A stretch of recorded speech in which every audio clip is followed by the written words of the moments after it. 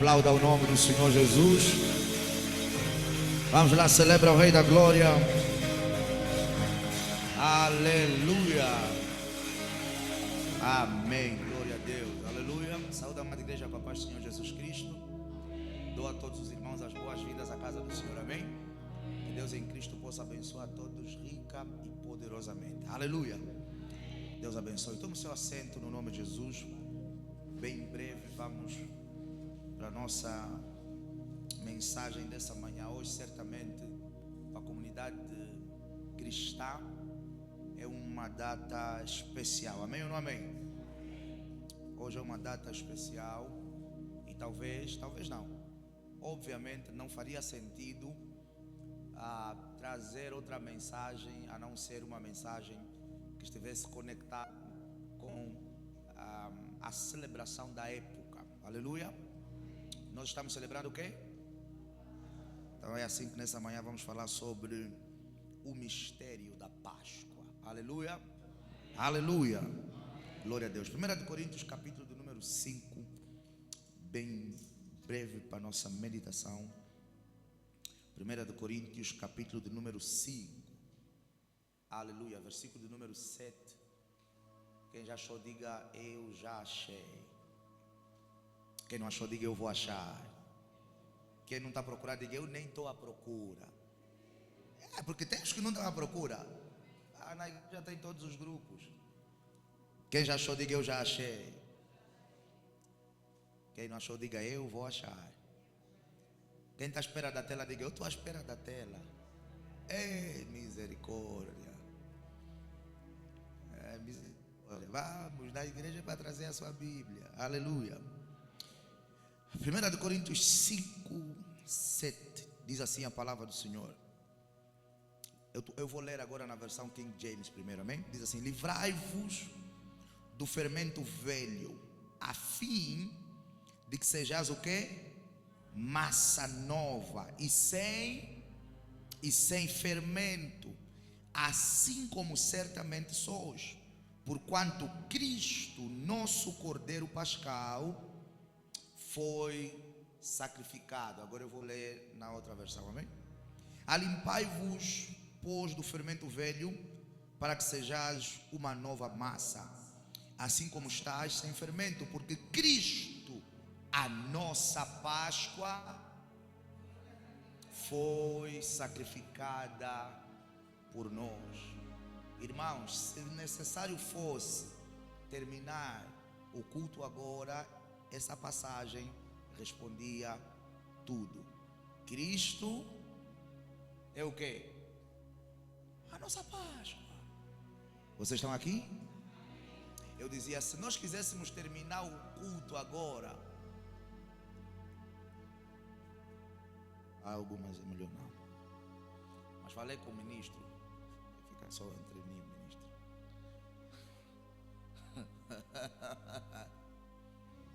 Se nós quiséssemos terminar o culto agora, poderíamos fazê-lo, amém? Porque essa passagem, ela responde nas interlinhas vários aspectos com relação à Páscoa. Eu não vou ser profundo nela, obviamente, mas tem um detalhe ali, que é o principal detalhe que eu quero trazer aqui como início de conversa nessa manhã. Primeiro nós vemos Paulo vendo a igreja de Coríntios dizendo: limpem-se, tirem o fermento antigo, para que seja uma nova massa, assim como estás sem fermento, porque Cristo, nossa Páscoa, foi o que? Sacrificado por nós. Êxodo capítulo número 12, e se nós tivermos tempo, vamos passar por lá para fazer uma breve meditação. É onde a Bíblia começa a nos trazer a história, o costume, ou a implementação, até a introdução do ministério da Páscoa. Eu posso ouvir um amém? A Páscoa começa a ser celebrada a partir de Êxodo capítulo 12, quando os judeus estão naquela fase em que eles vão sair de onde, quem sabe? Do Egito para a peregrinação rumo a Canaã. Amém ou não amém? Que Deus fala pelo ministério de Moisés, dizendo a eles que cada família devia matar o quê? Vamos lá. devia matar o quê? Um boi, um cordeiro, e devia preparar esse cordeiro com ervas amargas, e o sangue desse cordeiro devia se fazer o quê? Devia se colocar sobre as ombreiras das casas, e quando o espírito da morte fosse visitar o Egito, aquelas casas que tivessem essa marca, elas não seriam visitadas pelo espírito da morte. Mas há um outro detalhe que também se pode verificar, que além da carne que eles tinham de comer, o sangue que eles tinham que espalhar, havia mais um elemento que eles tinham de comer. Esse elemento era o pão. Alguém diga pão. E esse pão não é como esse pão fofucho que é diante de nós. Amém? Era nada mais, nada menos aquilo que os judeus, até os árabes, chamam de, em português, pães asmos. Aleluia. E eles são pães asmos por quê? Vocês sabem? Está porque eu gosto assim. Porque é um pão que não foi fermentado. E há uma razão espiritual e teológica por detrás disso. É que o pão fermentado, ele leva um processo muito longo para ser produzido. Vamos lá. Pessoas como eu que sabem fazer pão sabem que não é fácil.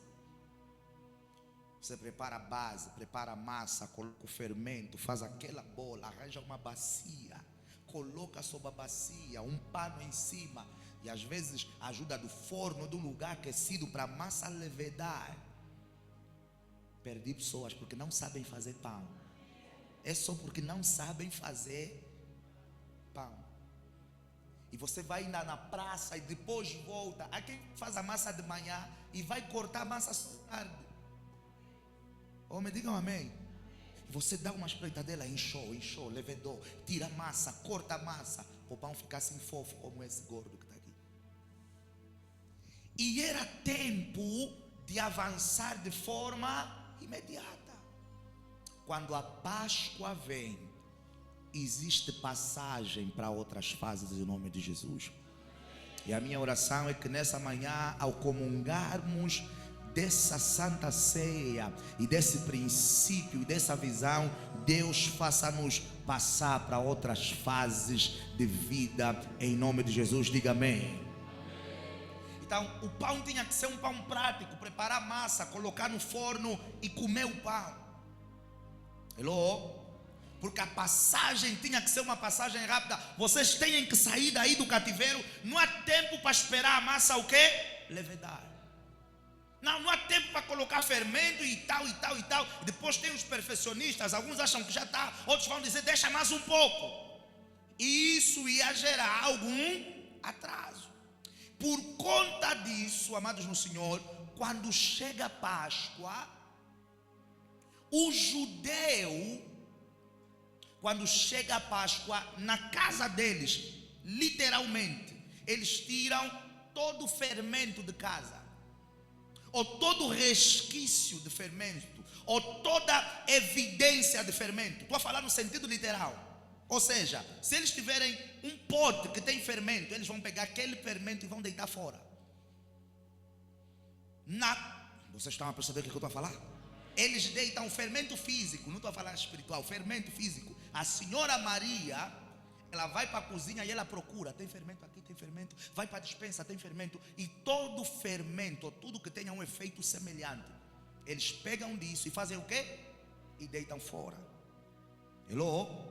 Então, a igreja de Coríntios, porque nós sabemos que o nosso cristianismo é um cristianismo que é judaico. Os apóstolos de Jesus, esses homens vieram da cultura judaica. Eles viviam, praticaram, cresceram no judaísmo.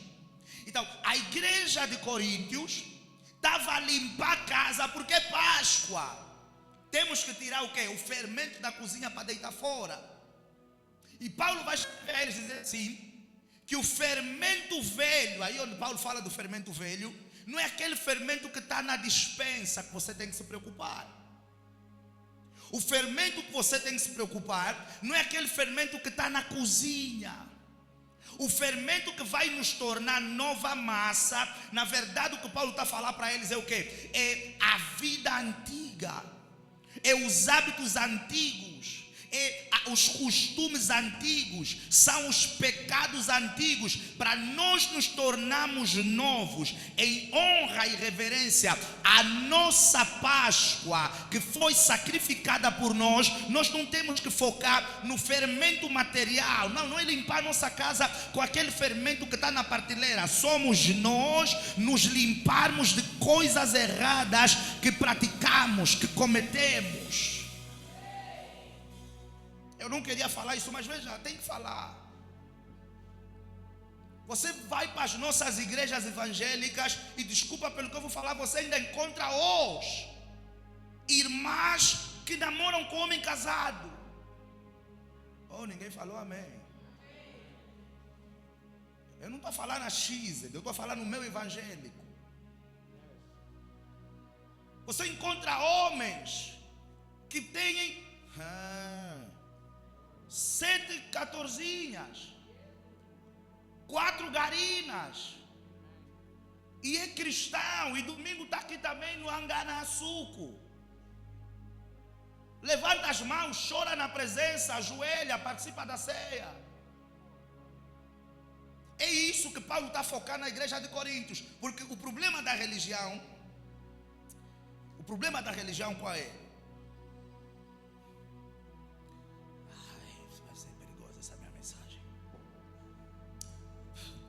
A religião vai te dizer,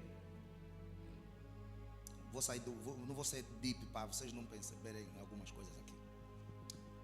Veste branco.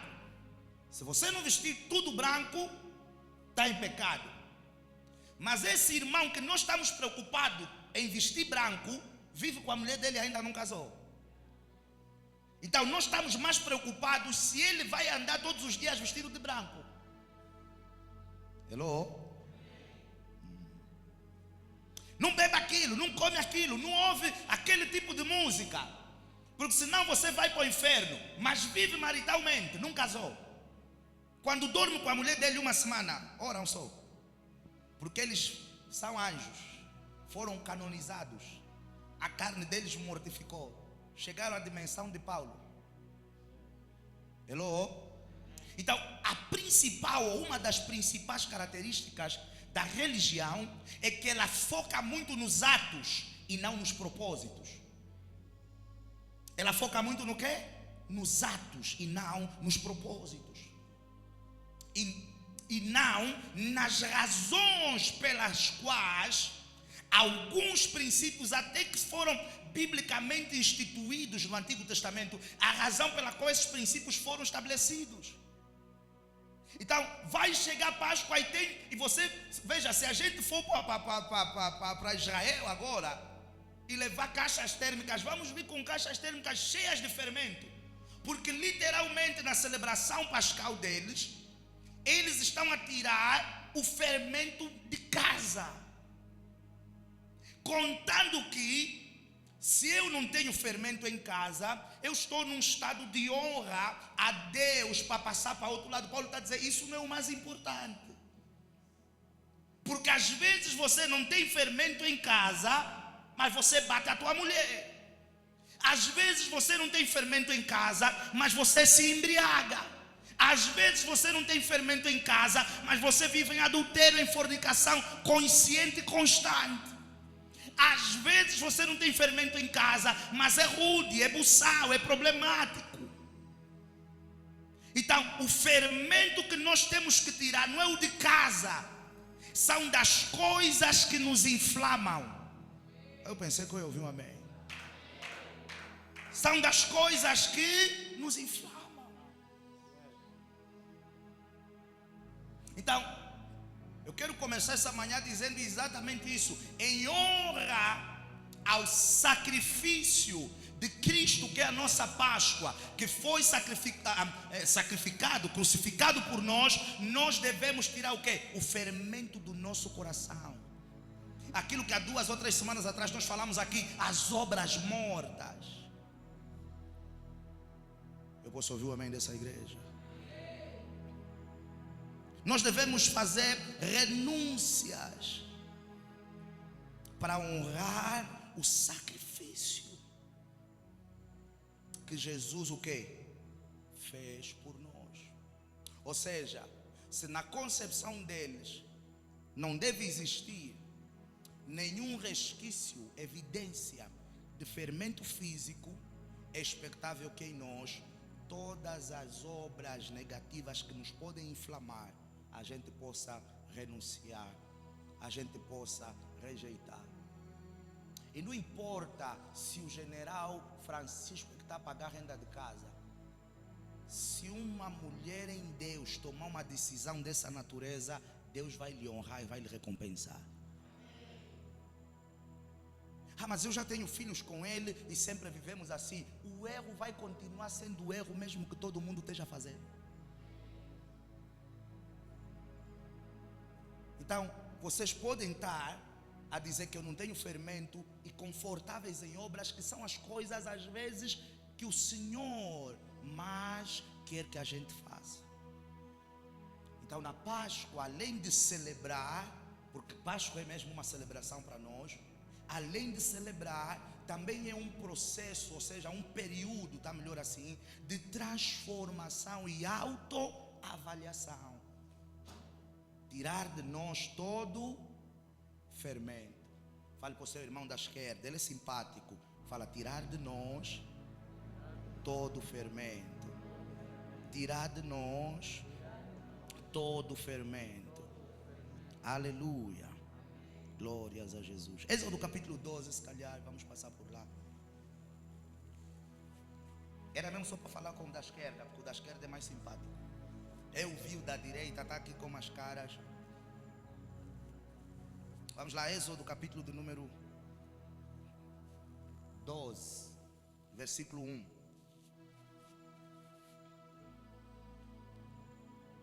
Quem já achou, diga amém.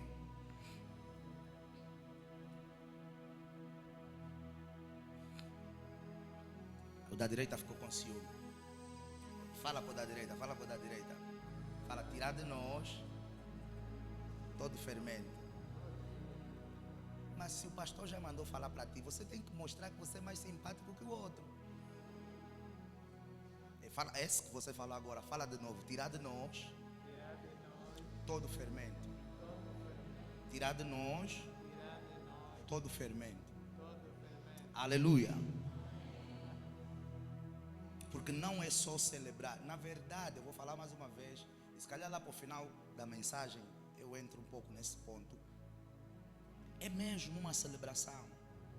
Só que o que é que acontece? Talvez por uma questão costumeira ou cultural, muitas das vezes nós ficamos muito fixados, fitos no detalhe celebração. Mas nós estamos a celebrar algo que teve um peso grande para ser conquistado. Hello? E me faz lembrar muito os filhos de hoje. O pai é ministro, o pai é general, o pai é alguém influente na sociedade. E ele quer viver a vida como se tudo aquilo que o pai trouxesse para casa, ou traz para casa, não tivesse peso nenhum. Então ele quer vender a ideia, eu tenho Lexus, eu tenho Mercedes, eu vivo bem. Cuidado, porque isso tudo que o teu pai está a trazer pode ser fruto de grandes lutas que ele teve que travar lá atrás. Então às vezes nós queremos focar no resultado final, sem honrar o processo que nos trouxe a esse resultado. Então a verdadeira Páscoa, não é a Páscoa do coelhinho, é a Páscoa do cordeiro. A verdadeira Páscoa não é a Páscoa do ovo, é a Páscoa do sangue que foi derramado na cruz para a nossa redenção, salvação, purificação e santificação. Eu posso ouvir um amém dessa igreja? Essa é a verdadeira Páscoa. Nós não podemos focar no resultado final sem pensar no processo que nos trouxe até aqui. Sem pensar no quê? No processo que nos trouxe até aqui. E se quisermos mais, podemos acrescentar: sem pensar no processo e no propósito do processo. Porque todo processo tem um propósito. Todo processo visa gerar, produzir alguma coisa. Eu posso ouvir o amém dessa igreja? Êxodo capítulo número 12, versículo 1. Se calhar vamos até o 10 ou 11. Diz assim a palavra do Senhor: e falou o Senhor a Moisés e a Arão na terra do Egito, dizendo: este mesmo mês vos será o princípio dos meses. Este vos será o primeiro dos meses do ano. Falai a toda a congregação de Israel, dizendo: aos 10 deste mês, tome cada um para si um cordeiro, segundo a casa dos pais, um cordeiro para cada família. Mas se a família for pequena para um cordeiro, então tome um só, com seu vizinho, perto de sua casa, conforme o número das almas, cada um conforme ao seu comer, fareis a conta conforme ao cordeiro. O cordeiro ou cabrito será o quê? Sem mácula, um macho de 1 ano, o qual tomareis das ovelhas ou das cabras. E o guardareis até ao 14º dia deste mês, e todo o ajuntamento da congregação de Israel o sacrificará à tarde. E tomarão do sangue, colocarão, poluão em ambas as ombreiras e na venda da porta das casas que o comerem. E naquela noite comerão a carne assada no fogo, com pães ázimos, com ervas amargosas, o quê? A comerão. Não comereis dele cru, nem cozido em água, senão assado no fogo, a sua cabeça com seus pés e com a sua fressura. Por quê? Porque o cordeiro tem que morrer na totalidade. E nada dele deixareis até amanhã, mas o que dele ficar até amanhã fareis o quê? Queimareis no fogo. Versículo 11. Assim pois o comereis, os vossos lombos cingidos, os vossos sapatos nos pés, o vosso cajado na mão, e comereis o quê? Apressadamente. E o que isso era para os judeus? Esta é a Páscoa do Senhor. O que nós estamos a ver aqui Deus dizer a eles pelo ministério de Moisés? Não vamos sentar na mesa. Hello? Não vamos fazer o quê? Não vamos sentar na mesa, no banquete. Olha, hoje nós podemos, eles não podiam. Então vamos matar e vamos ficar, brinde, tchim-tchim, e vamos fazer serão. Deus disse: sapato no pé, mochila nas costas, pau na mão, comer apressadamente. Por isso é que o pão não podia ser um pão fermentado, porque até o pão fermentar seria 3 horas da manhã, e o anjo da morte passou às 0, e eles estariam todos mortos. Então o processo foi um processo rápido, foi um processo às pressas, porque havia uma agenda para ser cumprida. Que agenda é essa, pastor? A palavra Páscoa no hebraico, ela significa Pesea, que é nada mais, nada menos do que a palavra o quê? Passagem. Então para eles a Páscoa era o símbolo da passagem do cativeiro do Egito para a liberdade. Eu oro para que nessa manhã, na celebração dessa Páscoa, nós possamos uma vez mais ratificar a nossa passagem do pecado para a santidade, da escravidão para a liberdade, das amarras demoníacas e satânicas e de tudo que nos atava para um estado novo de liberdade em Cristo, pelo preço que Ele pagou por nós na cruz do Calvário. Me dá um amém em nome de Jesus se você crê. Hello? E essas Páscoas, fora terem elementos que não se cruzam, o exemplo do fermento, enquanto eles tiram o fermento material, nós tiramos o fermento que inflama e deforma a nossa estrutura. Amém? Mas também tem elementos nessa Páscoa que são elementos que se cruzam.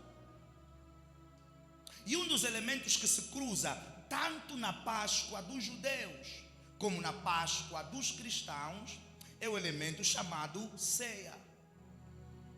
Alguém diga ceia. O elemento que se cruza, o elemento comum na Páscoa dos judeus, a Páscoa dos cristãos, é o elemento chamado ceia. Porque, por exemplo, fora o elemento fermento, que tem o nome em comum, mas a atuação distinta, nós temos o elemento cordeiro, carneiro. Alguém diga cordeiro. Vocês estão aqui? Enquanto o judeu ainda mata um cordeiro, nós não precisamos matar. Porque houve um cordeiro que era sacerdote, que se apresentou como sacrifício e disse: Senhor, eu vou para uma única morte, e essa morte vai comprar povos e nações, tribos e línguas, e eles serão remidos pelo sangue que eu derramarei de uma única vez.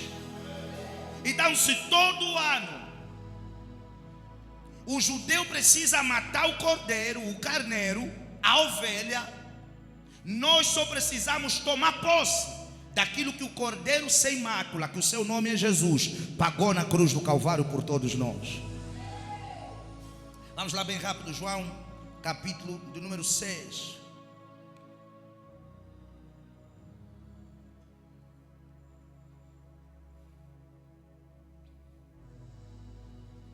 Eu vou aqui dar uma palmatória. Se o Senhor me permitir, talvez no próximo domingo ou no outro, eu vou fazer um culto só a falar sobre o impacto e o poder da Santa Ceia.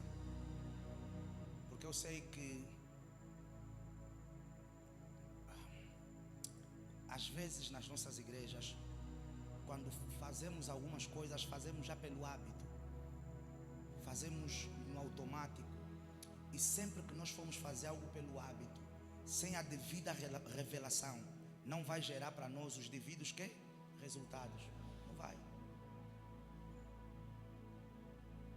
Porque veja aí, a Santa Ceia, ela é um dos elementos mais poderosos que Cristo deixou à disposição da igreja. Mas nós hoje, e estou aqui a dar a mão à palmatória como ministro, nós hoje fazemos alguns atos como esse na base da tradição, na base do costume, na base do hábito, sem nos movermos debaixo do quê? Da verdadeira revelação. Por Deus, as coisas espirituais geram resultados para nós quando nós fazemos debaixo de uma revelação. Quando nós fazemos debaixo de uma revelação. É assim que alguém pode pular e algo sobrenatural acontecer na vida dele, e todos pularem e não acontecer nada. Porque a revelação que nos move, ela é completamente o quê? Diferente. Alguém pode ter fé num ato e os outros não terem fé naquele ato. Hello? Então você vê que o homem que fez com fé, gerar algum resultado na sua vida. E aquele que fez na base do costume, se perguntar o porquê, até agora 20 anos se passaram e aquilo que eu fiz não afetou a vida.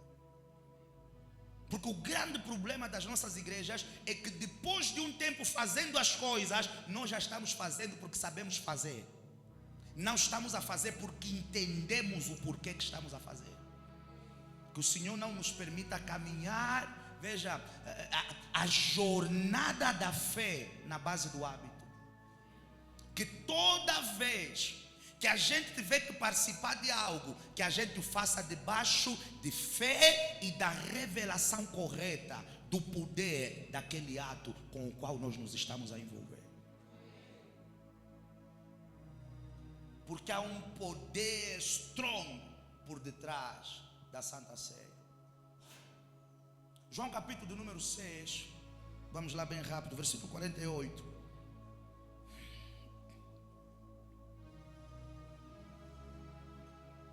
Quem já lá está, diga amém. Diz assim a palavra do Senhor: eu sou o pão da vida. Vossos pais comeram o maná no deserto e morreram. Este é o pão que desce dos céus, para que o que dele comer não morra.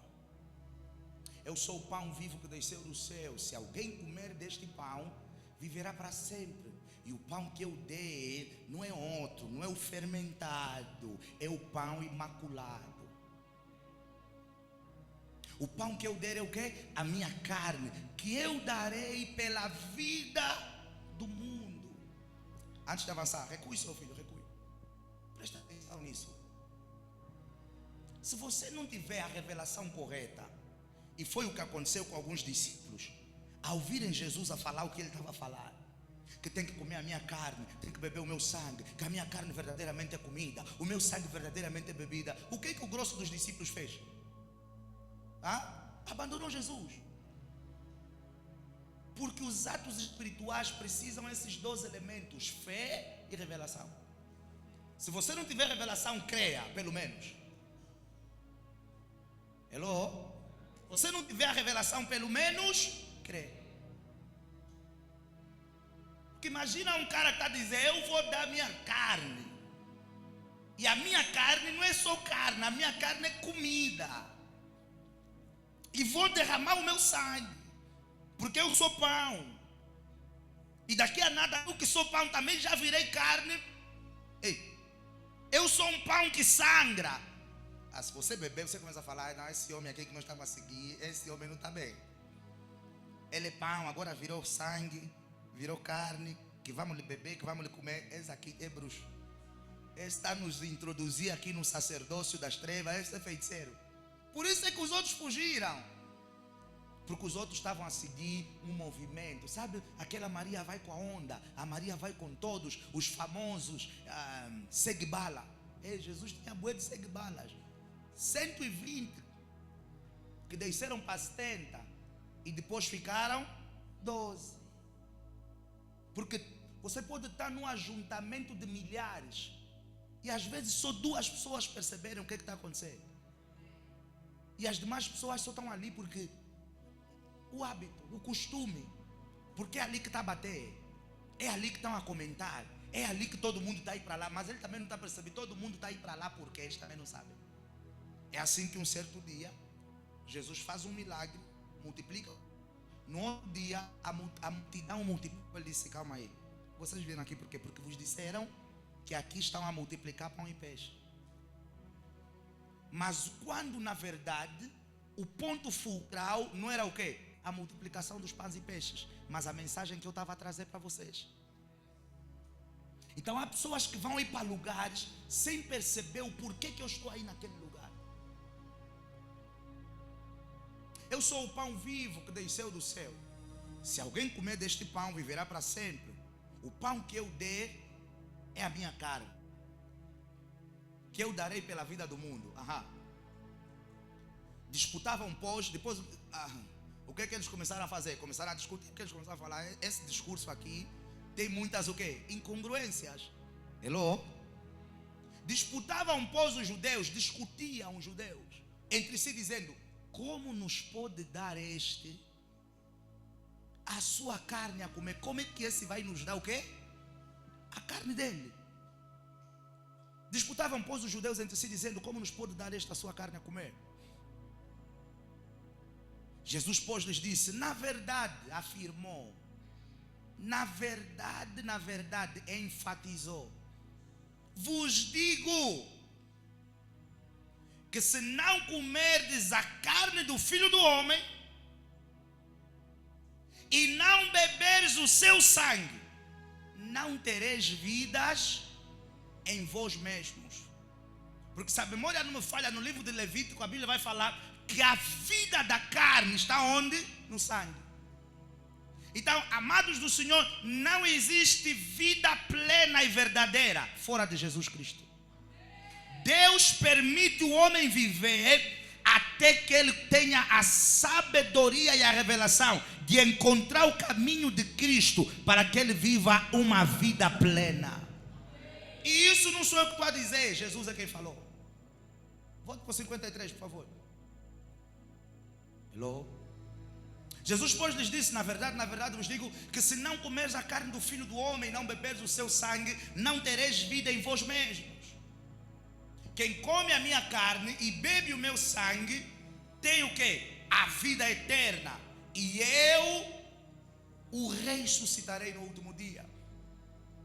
Porque a minha carne verdadeiramente é comida, e o meu sangue, o quê? Verdadeiramente é bebida. Quem come a minha carne e bebe o meu sangue, permanece em mim e eu nele. Esse é o 56? Ok, 57 até o 58. Assim como o Pai que vive me enviou, e eu vivo pelo Pai, assim quem de mim se alimenta, também o quê? Viverá por mim. Este é o pão que desceu do céu. Não é o caso de vossos pais, que comeram o maná e morreram. Quem comer este pão viverá para si. Podemos voltar para o 57? 57, por favor. Ok, eu quero que toda a igreja, porque alguns, enquanto eu medito, eles estão a olhar para mim, e eu estou a vos ver olharem para mim. Vamos lá, eu quero que toda a igreja vá ler aí o versículo 57. Vamos lá. 1, 2, 3. Aham.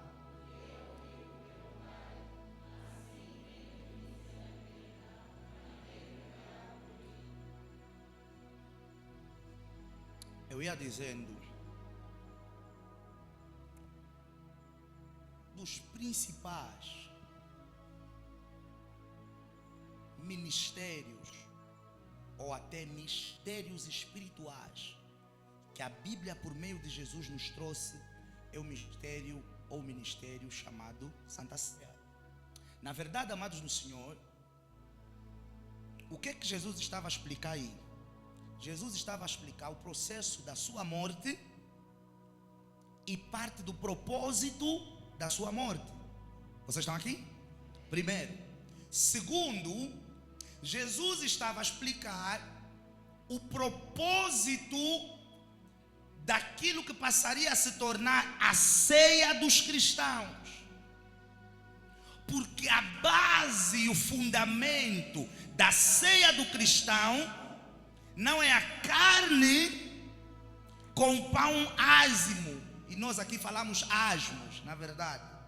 A base e o fundamento, e eu só estou a falar isso para vocês perceberem o porquê que ele está a falar de carne e de pão. Porque no judaísmo, na ceia dos judeus, Deus lhes disse: comam carne, come on somebody, e comam pão.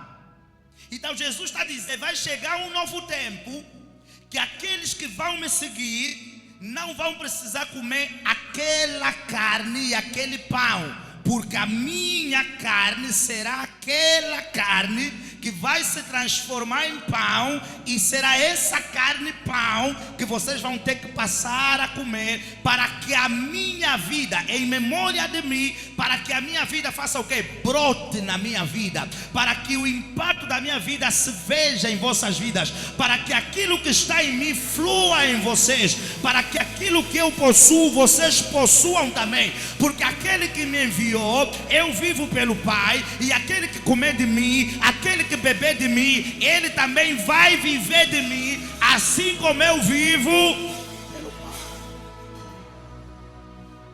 Então, o que Jesus estava a explicar aí? Segundo, o ministério ou o mistério da Santa Ceia. Jesus estava a explicar o propósito, o objetivo e até os efeitos gerados pela Santa Ceia. Eu não sei se eu já falei aqui nessa igreja, mas a Santa Ceia é aquilo que em teologia se chama a doutrina da interpenetração, em que dois se tornam um. Hello? Que é a mesma coisa que acontece com o casamento. Deixará o homem sua casa, seu pai, sua mãe, se unirão suas esposas e serão dois numa só carne.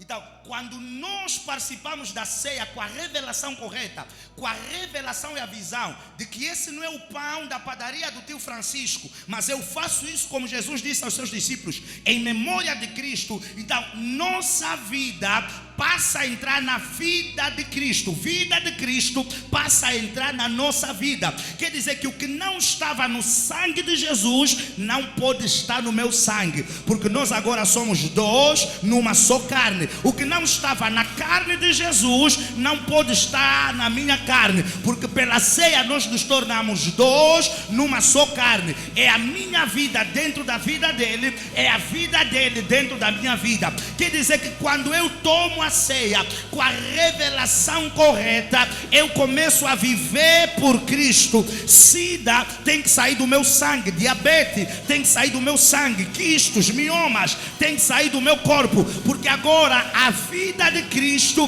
passa a vir para a minha vida e eu passo a viver a vida dele. É a interpenetração espiritual. Veja aí, por isso é que eu falei há pouco tempo que é preciso dois elementos para compreender os aspectos espirituais do cristianismo: o elemento fé e o elemento o quê? Revelação. Porque se você não tiver o elemento fé, você vai nos ouvir falar e você vai falar: esse pastor é maluco, não veio quarta-feira, não sei onde é que ele foi, o que é que ele foi fazer, domingo está a falar coisas que não fazem sentido.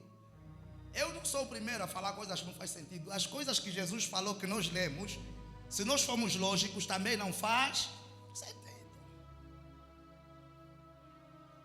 Também não faz o quê? Sentido.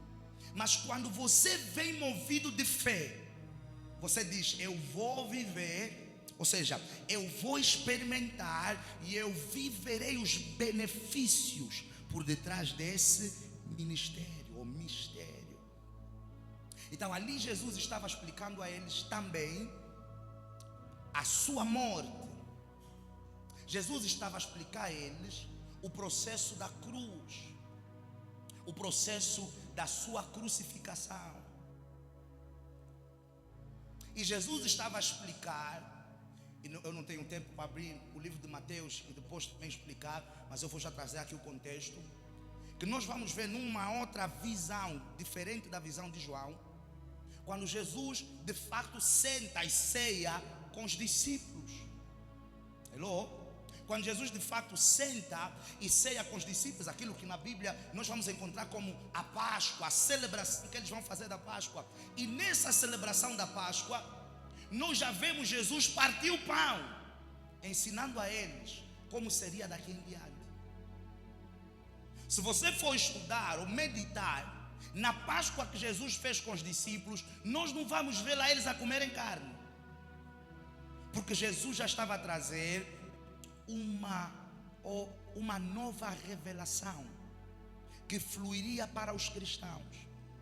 Se nós formos ler, nós não vimos lá a dizer que eles tiveram que tirar o fermento.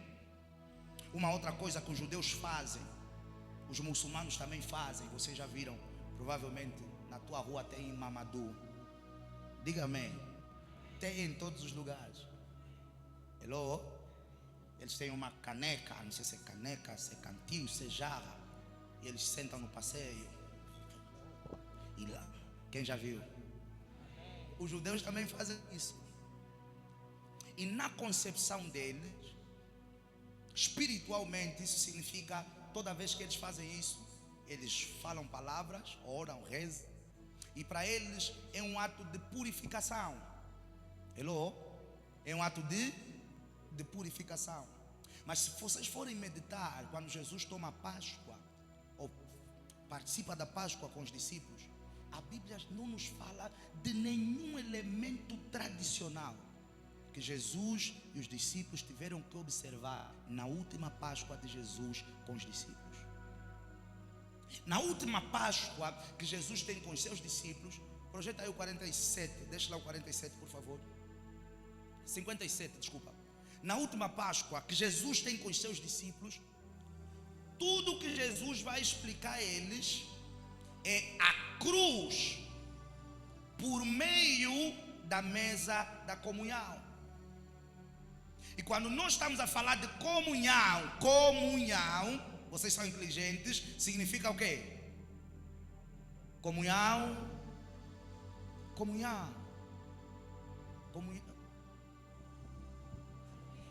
Não, eu não aprendi Libras. Vocês têm mesmo que falar. Eu estou a ver pessoas. Não, abre a boca e fale. Comunhão, a definição está na palavra, algo em comum. Partilha, intimidade. A palavra comunhão também significa intimidade. Então, quando Jesus senta com os discípulos na comunhão, na intimidade, na mesma mesa, na partilha do mesmo objetivo que era cear, ele explica para eles a cruz. Pastor, não percebi, porque existem revelações de Cristo para nós que só descerão e que nós só compreenderemos aonde? Na comunhão, na intimidade, na mesa da partilha com Cristo e algumas vezes na mesa da partilha com os irmãos. Eu posso falar como eu quero. Existem pessoas aqui que eles têm uma visão de mim, porque eles nunca sentaram na mesa comigo. E tem coisas que eu falo aqui, ou melhor, tem coisas que eu falo na comunhão que eu não falo aqui. A própria Bíblia fala que no meio do povo, Jesus falou em parábolas. E os discípulos falaram extra, falaram de coisas, mas não percebemos nada. Ele disse, não, eu fiz de propósito, para eles não entenderem. Mas a vocês é vos dado a saber os mistérios. Não, quando eu falei aquilo, o que eu queria dizer... Porque nem todos os mistérios profundos são para ser liberados em qualquer lugar. Há coisas que são reservadas aonde? Na comunhão. Então, na comunhão, Jesus estava a explicar: eu sou o pão da vida, minha carne é comida, meu sangue é bebida. E esse pão aqui vai ser moído na cruz pelos vossos pecados, enfermidades, transgressões. Eu serei partido. Então, quando partimos esse pão, vocês estão a refletir no sofrimento que eu vou ter que passar. Mas eu não quero que vocês reflitam só no sofrimento. Eu quero que vocês reflitam no propósito do sofrimento. Eu quero que vocês reflitam na razão pela qual eu vou sofrer. Eu quero que vocês também pensem na razão pela qual eu serei moído. Eu serei moído para a vossa salvação, purificação, santificação, para carregar vossas máculas e para que o acusador não tenha mais nada para vos acusar. É assim que há 2000 anos atrás e 25 anos atrás, eu ainda não tinha nascido, não tinha pecado, mas Jesus já tinha morrido pelos meus pecados. Eu ainda não tinha transgredido, porque não existia aqui na matéria, já existia lá, porque antes que me formasse no ventre de minha mãe, ele me conheceu. Jesus disse: eu vou morrer por esse que Deus também vai enviar. Então, existem mistérios que nós só vamos perceber aonde? Na mesa da comunhão. Existem revelações que Deus só vai liberar para nós aonde? Na mesa da comunhão. Na mesa da intimidade. Porque, como é que eu posso explicar? Roma, Sinédrio, eles queriam matar Jesus. Os discípulos não queriam que Jesus morresse. Na cidade ninguém sabia que Jesus morreria, até o dia que Jesus começou a falar com eles com clareza de que é importante que eu padeça, é importante que eu morra. Satanás queria matar Jesus. Mas existem mistérios que o Pai só revela aos filhos na mesa da comunhão, na mesa da intimidade. E a minha oração, nós vamos cear nessa manhã, é que enquanto nós estamos na comunhão, Atos capítulo número 12, os irmãos comungavam. Enquanto nós estamos na comunhão da palavra, que Deus possa fazer revelações do alto fluir para o nosso entendimento e para o nosso coração. Mistérios escondidos, sejam eles quais forem, o Senhor possa trazer para nós nessa manhã, em nome de Jesus Cristo. Assim como existem informações que só fluem na comunhão, existem revelações que o Pai só dá aos filhos no partir do pão. Hello? E se você quiser entender o partir do pão, você entenda o partir do pão como comunhão também. Lucas capítulo número 24, a Bíblia fala-nos do encontro que Jesus teve com 2 discípulos. Hello? A Bíblia conta que esses discípulos, eles estavam saindo de Jerusalém e iam para uma outra cidade que se chamava, quem sabe o nome? Emaús. Eu já perguntei e já respondi. É verdade. Que alguns iam falar talatona e não era para talatona. Não era para talatona. Esses discípulos, eles estavam caminhando em direção a Emaús. E a Bíblia fala que após a ressurreição de Jesus, Jesus tem aparecido aquelas senhoras que foram lá, Maria, Madalena, que foram ao túmulo. Jesus aparece a esses homens, saúda os homens e vai conversando com eles, e eles demonstram alguma tristeza. Na verdade, amados no Senhor, eles estavam fugindo de Jerusalém para Emaús por conta da tristeza e por conta do medo de serem mortos. Por quê? Porque para eles Jesus estava, vamos lá, igreja, Jesus estava o quê? Eu não vos ouço. Jesus estava morto. E na cabeça deles era o seguinte: se mataram o mestre, matar-nos-ão a nós também. Se o mestre que andou sobre as águas lhe mataram, o mestre que multiplicou pães e peixes lhe mataram, o mestre que abriu vista aos cegos, o mestre que fez paralíticos andarem, o mestre que ressuscitou mortos, e nós que éramos só aprendizes do mestre. Então eles estavam a fugir da morte, da perseguição, dos problemas, da cidade do propósito, porque o mestre estava morto. Mas a Bíblia vai falar que Jesus aparece a eles e ele vai falar: você é estrangeiro, não é? Você é turista, você não sabe o que está acontecendo em Jerusalém? Um profeta que apareceu, que todos nós sabíamos que ele era o prometido, ele era o tal. Os americanos diriam the one, ele era o tal, a pessoa, o prometido, mas morreu. Mas ele disse que ressuscitaria ao terceiro dia. Hoje é o terceiro dia. Ouvimos até que nem o corpo dele está lá. Jesus falou: vocês não batem bem, vocês. Então, o que Jesus começou a lhe explicar de Gênesis até aquele dia? O que os profetas diziam, o que a Bíblia falava sobre ele, da necessidade que havia de Jesus de facto o que? Padecer. E Jesus foi falando com eles, e Jesus foi falando com eles, porque quando eles falam com Jesus, eles já estão a dizer: morreu o mestre e nós estamos a ir embora, porque aquilo tudo que nós pensávamos que seria definitivo e eterno acabou. Ele parece também só mais um profeta, não vai ressuscitar. Mas a Bíblia fala que quando Jesus explica para eles, eles convidam Jesus a passar a noite com eles. E Jesus entra para a casa deles, senta na casa deles. E a cultura judaica era, e ainda é, me dá esse pão aqui bonito, gordo, tem que ser alguém rápido. Eles estão a se olhar: vai você. Não, o que tem racha no meio.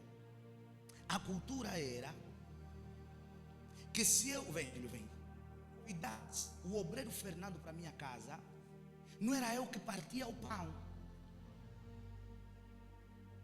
Eles sentavam-se na mesa da intimidade e da comunhão, e o dono da casa dava para o convidado o pão. Esse não é o pão da ceia, pode partir. E a Bíblia fala que Lucas 24, que quando Jesus partiu o pão, os olhos deles se abriram. E eles disseram: esse não é uma pessoa qualquer que estava a falar conosco, é o Cristo que morreu e que está vivo e que ressuscitou e que falou conosco. Ouça, A Bíblia, obrigado, Filipe, pode pausar. A Bíblia fala que Jesus desapareceu e eles que estavam a fugir de Jerusalém saíram de Emaús e agora estavam aí de volta para Jerusalém para dizer aos outros discípulos: ele prometeu que morreria, mas também prometeu que ressuscitaria, e ele nos apareceu, e ele está vivo, e ele reina, e ele é fiel para cumprir a sua palavra. Eu quero falar para alguém nessa manhã: não fuja dos problemas, não fuja dos lugares de dor, não fuja dos lugares de aperto, porque Jesus está vivo e ele vela a sua palavra para fazer cumprir. Se ele está vivo, ele ainda pode curar, pode salvar, pode libertar, pode transformar, pode mudar nomes, pode mudar história, pode cumprir na minha e na tua vida tudo aquilo que ele prometeu. Me dá um amém se você crê nisso, no nome de Jesus. E a Bíblia vai falar que eles voltaram a correr. Eles fizeram sensivelmente 11 a 12 quilômetros de Jerusalém para Emaús. E agora eles estavam a fazer o mesmo percurso, a mesma distância, para ir dizer para aqueles que ainda não tinham visto, que nós vimos, ele está de facto vivo. Fale para o seu irmão da esquerda e para o irmão da direita: ele está de facto vivo, e por isso é que nós celebramos. Ele está de facto vivo, e por isso é que nós o celebramos. Ele está de facto vivo. Jesus está vivo, e por isso é que nós celebramos. Ele está vivo. Ou eu disse, ele está vivo. Ele está vivo. E ele vive para todo sempre, e ele reina para todo sempre. Ele é o rei de todos os reis, ele é o Senhor de todos os senhores, ele é o todo-poderoso, ele é o que tem o nome acima de todos os nomes, e ele é o prometido de Yahweh, aquele que Deus disse que pisaria a cabeça da serpente. Ele é o nosso Deus, ele é o nosso Cristo, ele é o nosso Salvador, e ele está.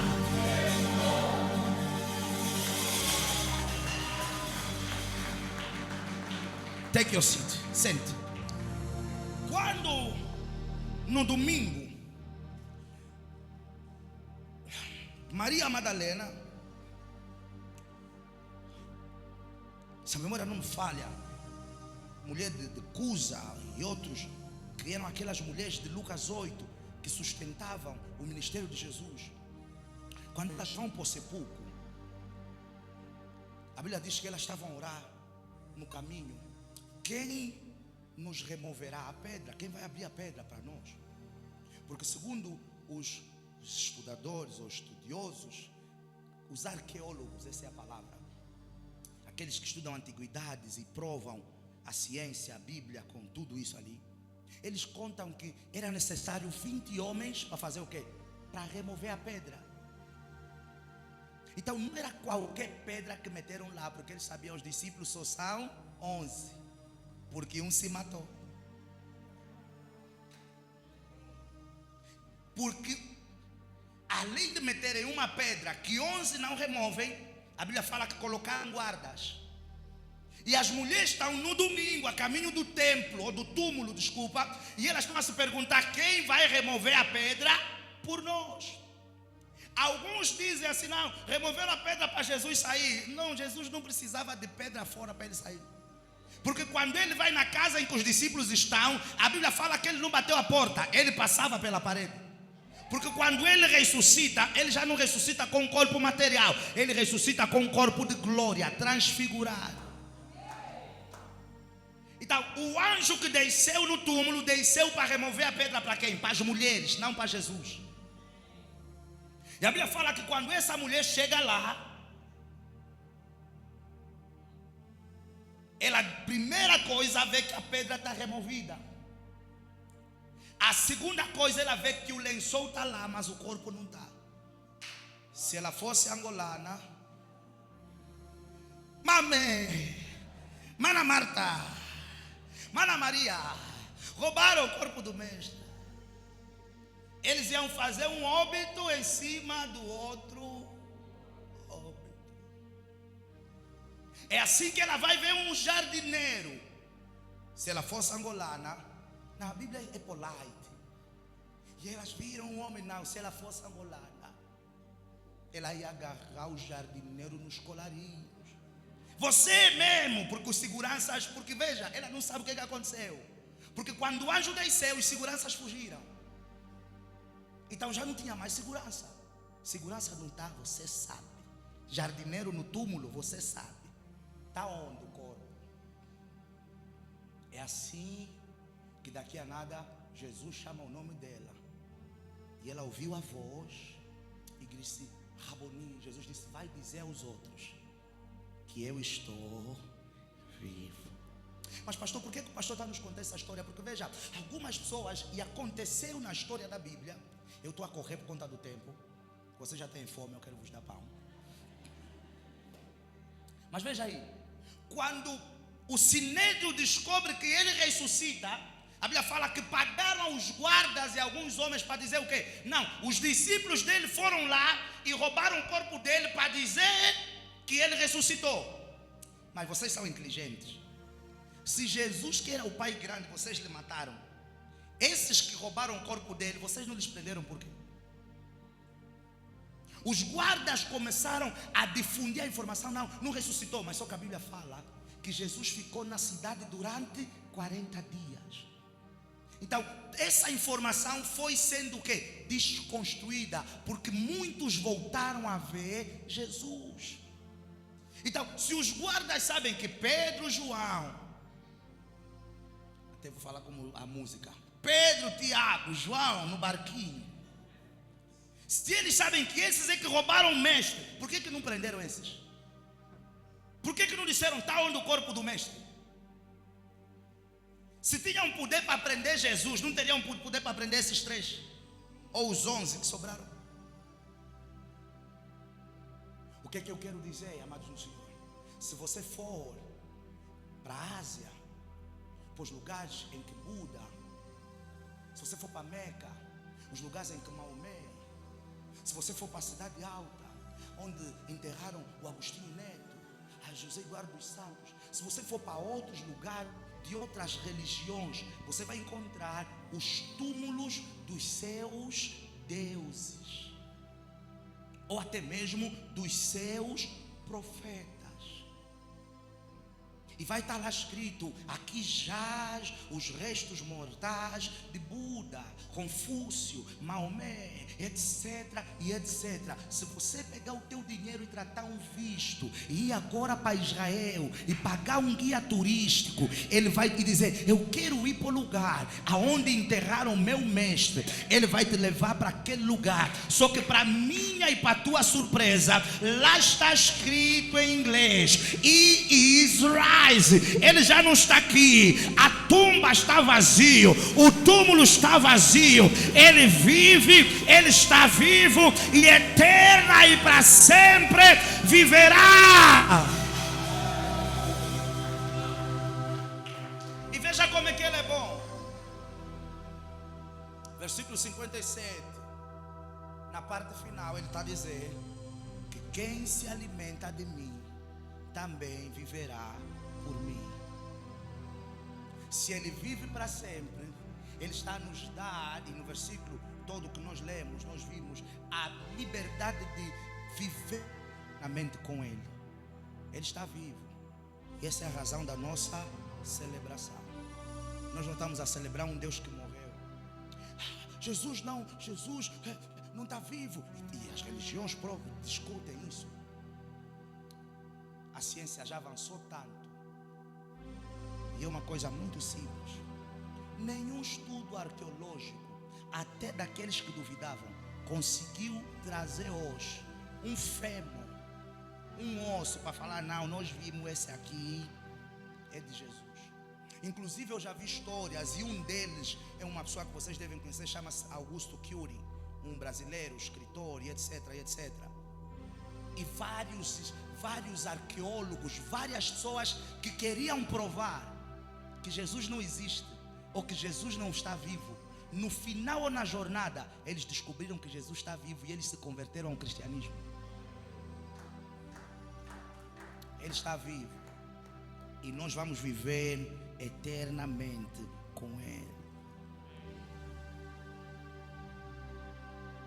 nós vamos viver o quê? Junta e eternamente com Ele. O que é isso? Nós vamos viver em nós a vida de Cristo. E pode parecer impossível, dali a importância do elemento fé. Pode parecer impossível na concepção humana. Nós dizemos, não, nós vamos viver a vida de Cristo. Mas se a tua fé não vacilar, você pode viver a vida de Cristo. E quando eu falo da vida de Cristo, eu não estou a falar de Porsche, não estou a falar de Lexus, não estou a falar de Lamborghini. Eu estou a falar acima de tudo, sabe de quê? De uma vida plena, em que a morte não te mata antes do teu tempo, porque você tem propósito e missão para cumprir. Porque ao estudar a Bíblia você vai ver que várias vezes, uma das vezes inclusive, quando Jesus vai para o templo e abre o livro aonde Isaías diz, o Espírito de Deus está sobre mim, pois Ele me ungiu para pregar as boas novas. E eles perceberam que Jesus, ao meditar aquilo, ele estava dizendo que era essa pessoa, ele era a pessoa que ia libertar os cativos. A Bíblia fala que pegaram Jesus. Vem, filho, você vai trabalhar hoje? Não, o ministro é que está de branco. Vem, Jesus. Nós vamos lhe prender. Pegaram Jesus, pega Jesus, que falou à toa, porque ele está dizendo que o Espírito de Deus está sobre ele. E levaram Jesus sobre Jesus. Vamos te matar agora. A Bíblia fala que levaram Jesus para um lugar alto. E a intenção deles qual era? Precipitar Jesus, jogar Jesus para baixo. Mas estranhamente a minha Bíblia vai dizer que Jesus escapuliu, Jesus saiu. Você fica aqui em segurança, está aí aonde? Jesus. Imagina que eles conseguiram subir com Jesus para lhe jogar no monte. Quando chegaram todos lá em cima, Jesus saiu do meio deles e eles não conseguiram perceber que Jesus já não estava no meio deles. Obrigado. Então, não é sobre a mansão e a vivenda, não, você vai ter isso. Mas é acima de tudo uma vida em que você não morre antes do tempo, e que você não morre sem cumprir tua missão, sem cumprir teu propósito, sem cumprir teu chamado. E eu quero falar para alguém uma mensagem de fé e de esperança nessa manhã. Mesmo que você e eu estejamos a experimentar algum atraso, Deus tem o poder para realinhar e reorganizar as rotas do nosso caminho e nos fazer viver uma vida plena em Cristo. No nome de Jesus, me dá um amém. Uma vida em que a morte não te mata. A Bíblia fala, e aqui eu começo a caminhar para o final, que quando Jesus é crucificado, e se calhar se o Senhor me permitir, eu vou trazer uma mensagem que ela vai se denominar as 7 palavras de Jesus. Porque quando Jesus está na cruz, Ele não falou muito. Porque eu costumo sempre dizer, Deus não fala muito, porque tudo que Deus fala, Ele tem que cumprir. Então Jesus, enquanto Ele está crucificado, Ele falou 7 palavras. E uma dessas 7 palavras é a palavra tetelestai, que significa o quê? Está consumado, está feito, tinha que acontecer. E ouça, e há uma razão pela qual Jesus diz está consumado. Porque Jesus caminhou quilômetros. E na verdade nos dizem que Ele caminhou com quê? Mas Ele não caminhou com a cruz. Ele caminhou com parte da cruz. Ele caminhou com um tronco. Não era a cruz no seu todo. Mas que não era fácil ainda assim. Porque hoje a ciência ajudou Israel a melhorar o trajeto, que é o trajeto chamado a Via Dolorosa. Hello? Que para os que já foram, e você pode investigar, leva tempo para subir aquilo de carro até Golgota. Imagina subindo com um tronco, aonde? Nas costas. Primeiro ponto. O segundo ponto não era só subir descalço num terreno acidentado com um tronco pesado sobre as costas. Era subir e ser o quê? Chicoteado. Esse é um outro detalhe. Que detalhe, pastor? O detalhe dos chicotes que eram usados para bater em Jesus. Porque os chicotes que Roma usava, eles tinham na ponta sensivelmente 10 ganchos. E aqueles ganchos, eles não só batiam, na verdade, quando eles tocassem nas costas do mestre, eles cravavam a carne do mestre. É por isso que a Bíblia fala que ele teve parte do seu pulmão o quê? Exposto. Que ele teve parte da sua costela o quê? Exposta. Porque durante a via dolorosa, durante o processo da crucificação, cada chibatada que ele levava, aqueles ferros cravavam na carne. E quando o soldado romano puxava, tirava parte da carne de Jesus. Você já deve ter assistido o filme A Paixão de Cristo. Eu nunca consegui assistir aquele filme. Porque ele, como todo outro filme, ele começa bonito. Mas quando chega na parte que Jesus vai sofrer, eu não consigo ver. Eu nunca consegui assistir a Paixão de Cristo. Então, Jesus sofreu. Veja, e se você for investigar, você vai descobrir que existiram, porque o processo da morte de Jesus não inventaram para Jesus. Era uma pena para o pior tipo de homens, para o pior tipo de criminosos. E houveram homens que no princípio daquele processo morreram. E a morte está a olhar para Jesus e está a falar: mas que homem é esse? Eu já matei pessoa com chapada. A morte a falar. Alguém levou uma chapada, eu aproveitei e matei aquela pessoa para trazer problema para outro. Eu já matei pessoas com susto. Alguém está aqui, alguém chegou atrás e disse: a pessoa assustou e daqui a nada caiu e morreu. Eu já matei pessoa com catolotolo, com paludismo, com coronavírus. Eu já matei pessoa a dormir, do nada o coração parou, eu levei. Mas que homem é esse? Chibatadas, sangue. Porque veja, uma das coisas que acontece, e vocês sabem, que quando o ser humano perde muito sangue, o que acontece? Ele morre. É por isso que nas operações nos hospitais, quando os médicos entram por bloco, normalmente eles têm já ali reservado o quê? Um balão de sangue. Porque a operação pode correr bem. Se o paciente perder sangue demais, ele morre. Então sangue, é por isso que Levítico fala que a vida da carne, o que está a sustentar essa carne aqui, não é o fungo, é o sangue. Deixa nós te tirar todo o teu sangue e te meter bué de fungos para ver se vais continuar a viver. Então durante todo o processo Jesus perdeu muito sangue. Carnes, feridas expostas, sede. A morte está a se perguntar: quem é esse?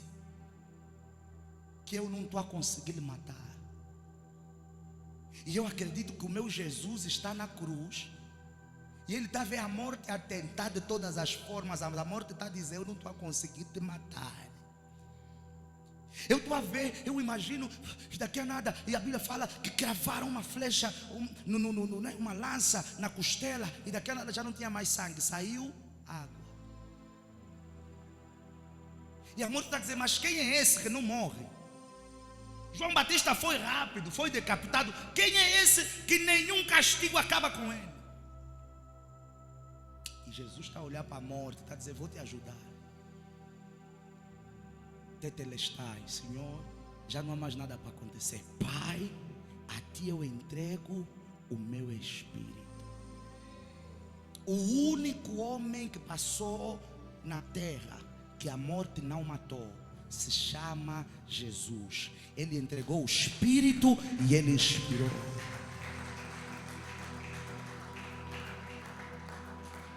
Porque a morte não teve poder.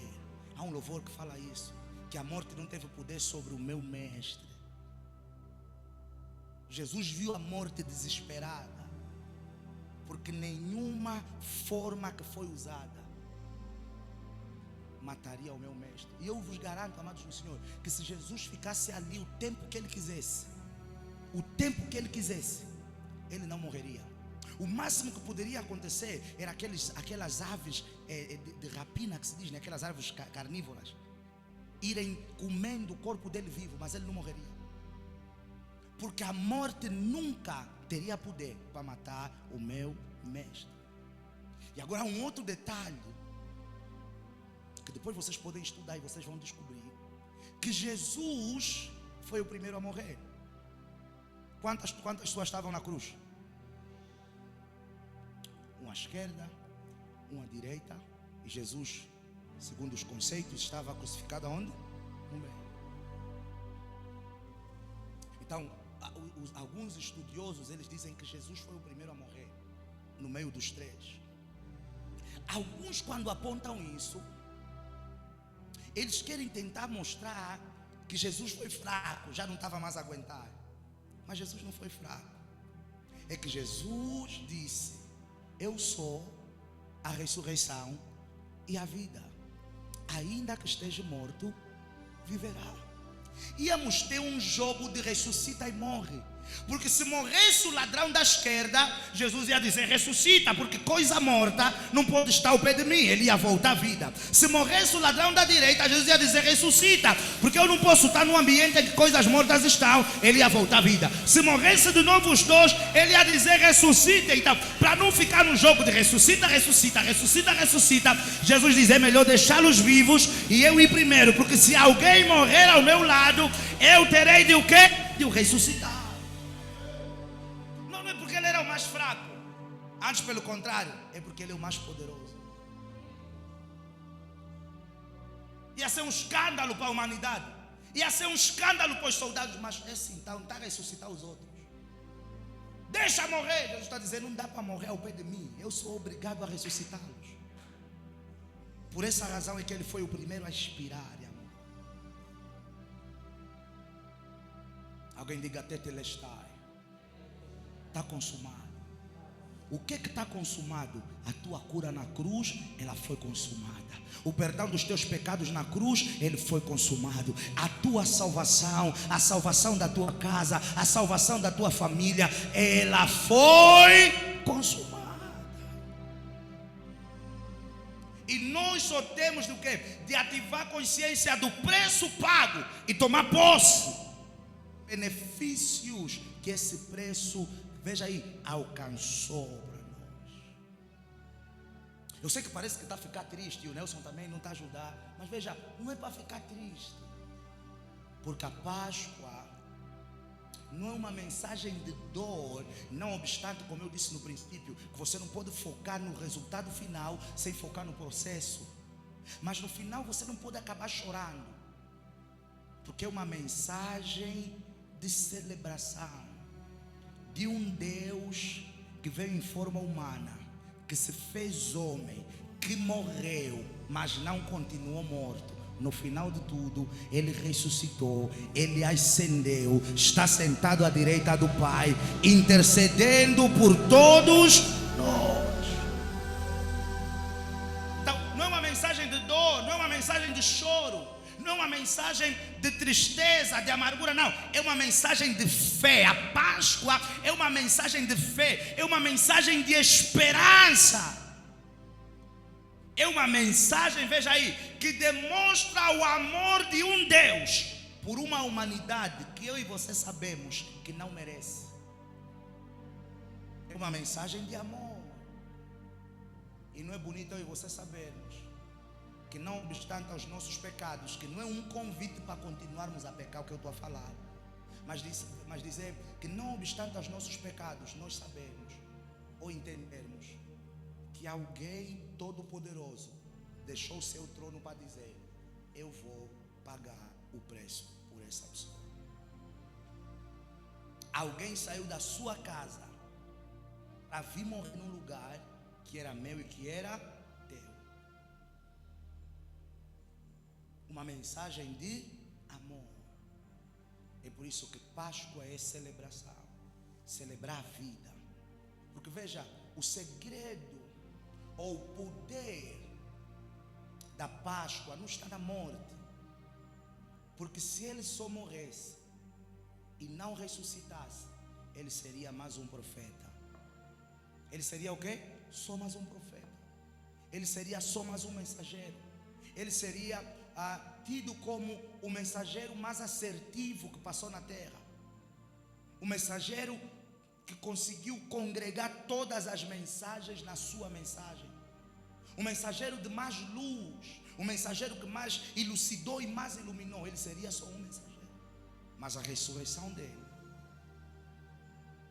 desconstrói qualquer título de mensageiro e de profeta que qualquer homem queira colocar sobre ele. Ele é o Deus de todos os deuses e o Rei de todos os reis. Então a mensagem da Páscoa não é uma mensagem de tristeza. É uma mensagem de quê? De celebração.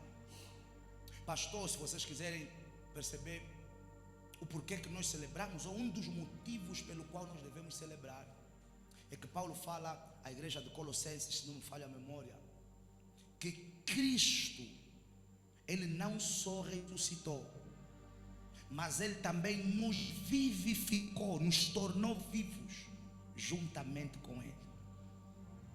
A Bíblia fala que Ele está assentado à direita do Pai, intercedendo por nós. E a Bíblia também vai dizer que nós, por conta do preço que Jesus pagou, estamos aonde? Assentados nas regiões celestiais, juntamente com Cristo. Não é bonito saber que Deus enviou o seu filho morreu, e ele morreu e foi garantir uma casa e um lugar lá em cima, para mim e para ti também. Ah, vocês não estão felizes com o vosso amém? Não, nessa parte vocês queriam ouvir. Não é bonito saber que Deus enviou o seu filho, morreu por ti, para você ter uma casa no Quilamba, para você ter uma casa no Talatona. Porque a mensagem de Jesus para os homens era para não lutarem com as casas daqui. Ele disse: eu vou para o meu Pai. E se você nunca conseguiu uma casa própria aqui, relaxa, lá em cima eu preparei para vocês várias moradas. Se você não tiver mansão no Boa Vida, não fica triste. Lá tem V4, tem V7, tem V12, lá tem T3, tem T8, se você morrer num quarto e sala, relaxa. As ruas lá são de ouro. Nós viveremos como rei. Nós viveremos na glória junto do rei, juntamente com ele. Só que nós estamos numa fase, infelizmente, que toda a nossa visão está nas coisas da terra, e nós deixamos de visualizar as coisas dos céus. Não é bonito você saber que lá em cima, se você não se desviar dos caminhos de Deus, morrer e ser salvo, já há uma mansão à tua espera para você viver sozinho. Porque talvez aqui você está lutando com teus irmãos num quarto, 7 pessoas, um beliche. Alguém diga amém. Nós sabemos como é que foi crescer em Angola. Num quarto, uma cama, um colchão, 4 irmãos, 5 irmãos. Relaxa, morra em Cristo, e Deus já tem reservado para ti uma mansão lá em cima. Jesus disse: meu Pai tem muitas moradas e eu vou para vos preparar. Então, se você nunca conseguir a vivenda do Talatona, relaxa, há vivendas lá em cima à tua espera. Há vivendas lá em cima à tua espera. Há um Cristo à direita do Pai, à espera de se encontrar contigo. Esse amém está fraco. Vamos lá. 1 de Coríntios, capítulo de número 15, e aqui eu fecho.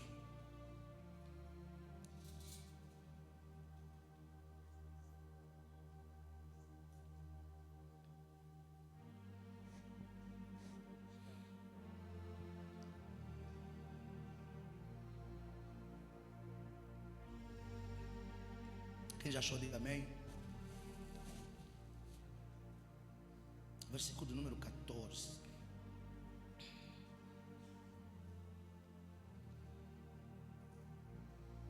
Aleluia.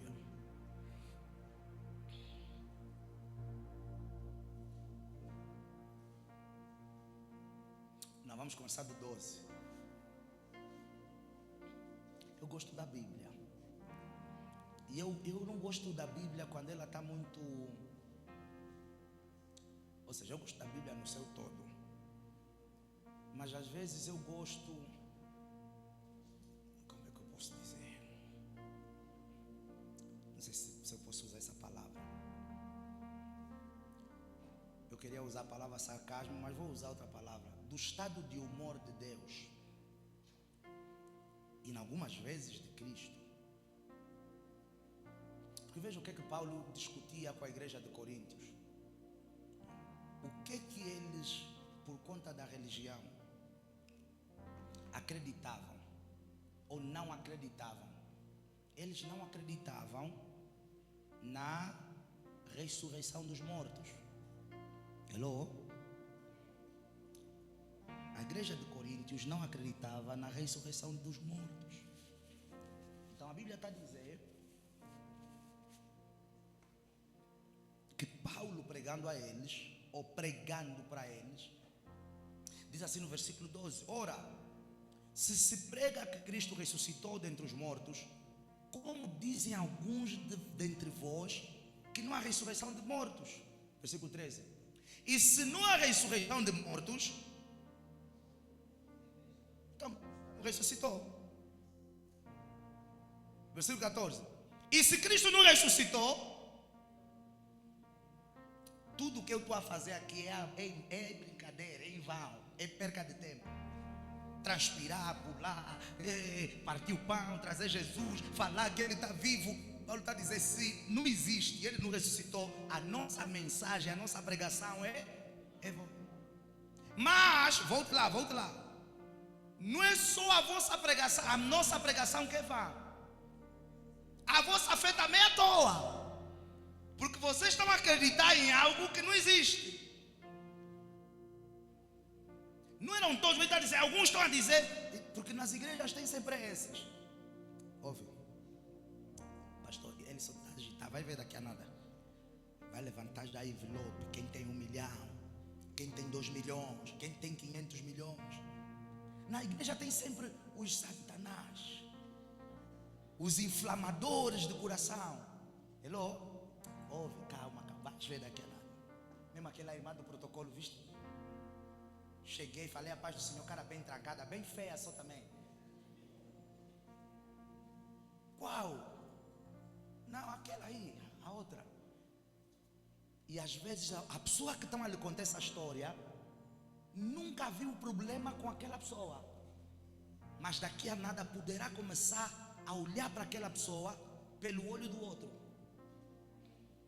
Na igreja tem aqueles que nós chamamos as carpideiras, os Sambalaque, os Tobias, os que estão mesmo sentados ali, mas estão contra a visão.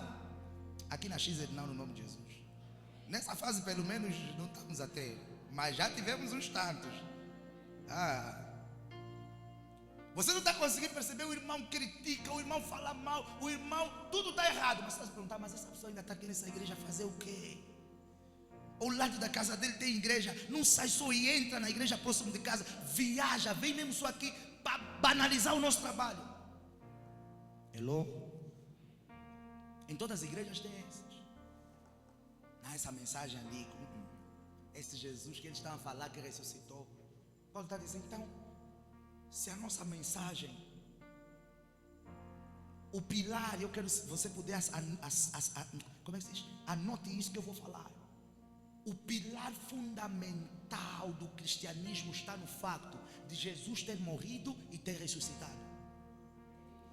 Se não houvesse ressurreição de Jesus, não poderia existir esse cristianismo. Porque de outro modo, se Cristo fosse quem nós pregássemos, nós estaríamos a idolatrar, nós estaríamos em pecado. Porque o nosso Deus seria um Deus que está morto. Hello? Porque eu não posso em circunstância alguma, e ouço o que eu vou falar, porque eu até vejo pessoas que eles estão a passar por problema, o Ben Osvaldo, e ele está a falar, a avó Maria, a avó dele. A avó Maria me ajuda. A avó Maria vai te ajudar onde? Essa hora Satanás está a lhe dar trabalho. É verdade, filha. Essa hora está a queimar, a avó Maria está a saltitar, está a virar torresmo. E a pessoa, avó, olha por nós, avó, olha os teus netos. Ela estava aqui, não conseguiu se olhar, lá ela vai te olhar. Fala brincadeira, fala para o teu irmão, brincadeira. Quem já viu pessoas a fazer isso? Um já viram. Quem já fez isso? Pai, olha os teus filhos. Pai, olha os teus filhos. Pai, roga pelos teus filhos. Pai, teu pai aqui não conseguiu rogar por ti. Lá no, porque você nem sabe se ele está no céu ou se está no inferno. Lá no lugar incerto em que ele está, é que ele vai rogar por ti já para o teu caminho se abrir.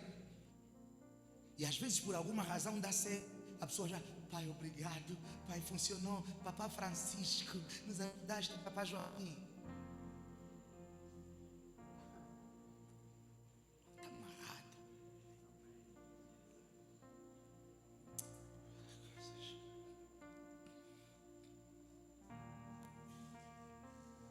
Mãe já perderam pai, já perderam mãe, eles juntam pai e mãe. Papá Manuel, mamãe Antônia, olha só, teus netos que você não conheceu, estão doentes, faz alguma coisa por eles. Papá Francisco nos ajudou, mamãe Antônia nos ajudou. Lá ela já é que vai curar os netos. Eu quero falar umas coisas, mas eu não sei se eu posso falar.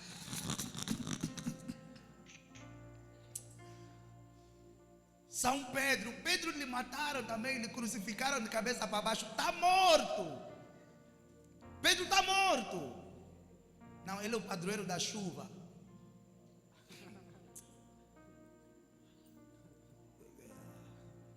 É a mesma coisa. Pedro já morreu, Pedro, defensor dos injustos. Eu tenho uma irmã, ela é bem católica. Um dia ela me ligou, mano, estou a ver sombras, estou a ver não sei o que, vultos. Quando é que vais vir benzer aqui a casa? Eu falei, benzer, eu não benzo. Para início de conversa, eu não benzo casa. Nós fazemos outras coisas, mas não é benzer. Quando é que vais vir benzer aqui a casa? Eu falei, não benzo, minha filha. É o quê? Começou a me contar vultos, está me acontecendo não sei o que. Eu lhe falei, ouve, faz uma experiência. Você está a rezar como? Não, estou a falar mesmo com Maria. Eu falei, Maria não vai vir. Isso, estou a falar sério, minha irmã. Eu falei, por isso que você me ligou. Maria não vai vir. Isso você. Esses vultos com os quais você está a lutar, Pedro não vai conseguir resolver. Eu lhe falei, deixa ir lá Pedro, Maria, Mushima, deixa todos ir lá de lado e fala só em nome de Jesus. Não voltou mais a me ligar para ir benzer a casa. O que Maria não estava a tirar, Jesus tirou.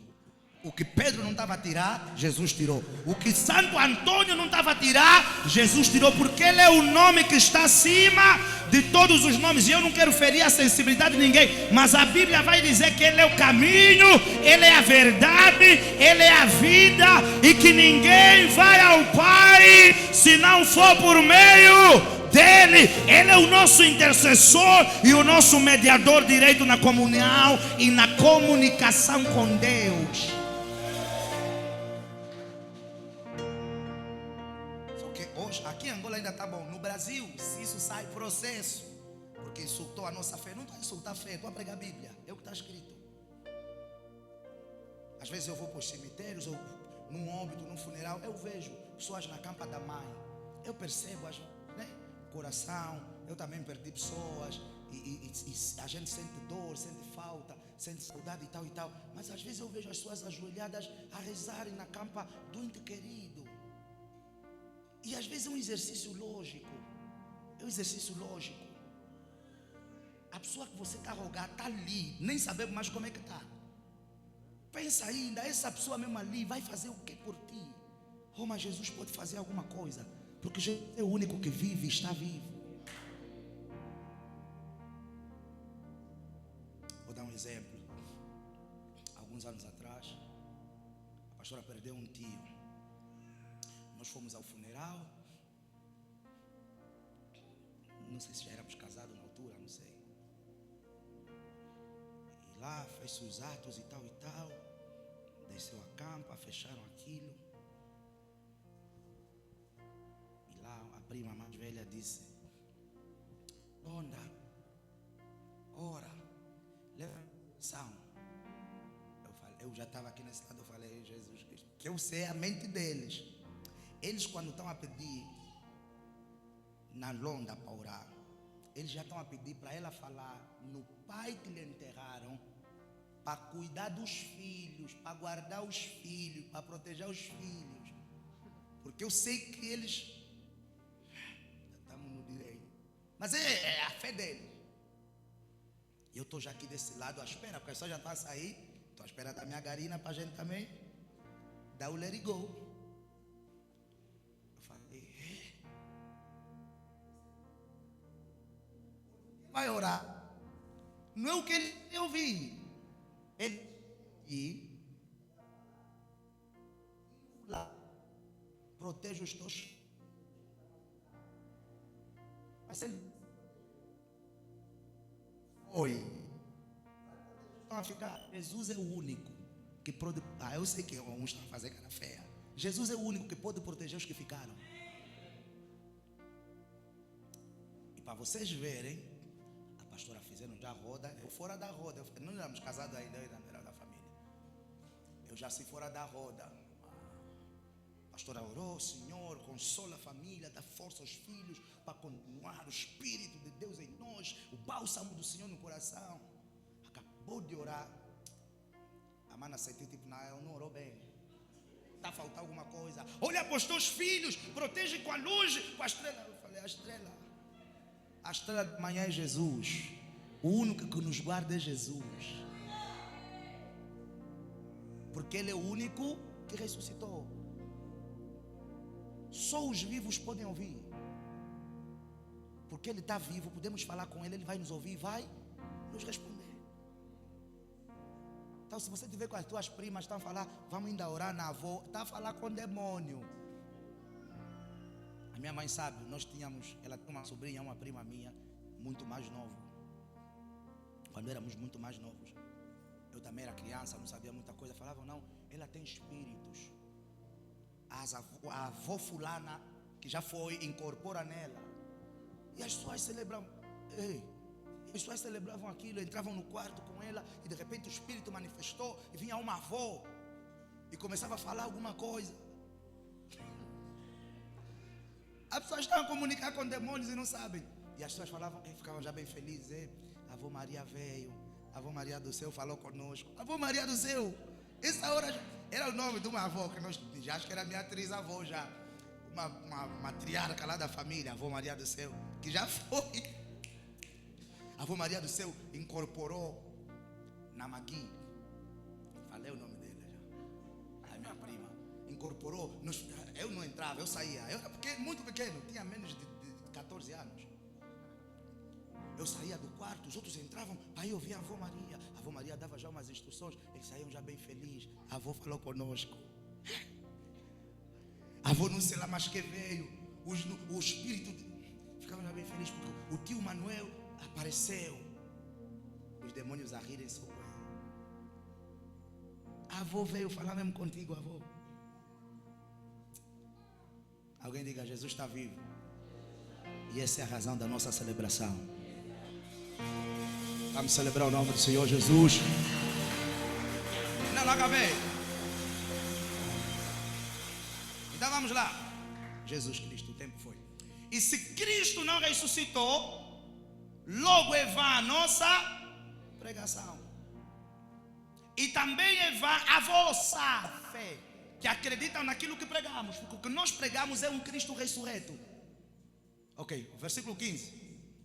E assim somos também considerados como falsas testemunhas de Deus. Por quê? Porque testificamos de Deus que ressuscitou a Cristo, ao qual, porém, não ressuscitou, se na verdade os mortos não ressuscitam. Se os mortos não ressuscitam, então Jesus não ressuscitou. Versículo 16. Porque se os mortos não ressuscitam, o quê? Então Jesus também não ressuscitou. Mas eu e você sabemos. E essa igreja de Corinto sabe, ou sabia na altura, ou veio a saber, porque não eram todos. Paulo disse, há alguns dentre vocês eles vieram a saber que Jesus de facto ressuscitou. Versículo 17. E se Cristo não ressuscitou, é vã a vossa fé, e ainda permaneceis em pecado. E também os que dormiram em Cristo estão perdidos. Por quê? Porque uma das premissas do Evangelho, que vai nos ser com mais clareza pregada por meio de João, no livro de Apocalipse, é na ressurreição daqueles que morreram em Cristo.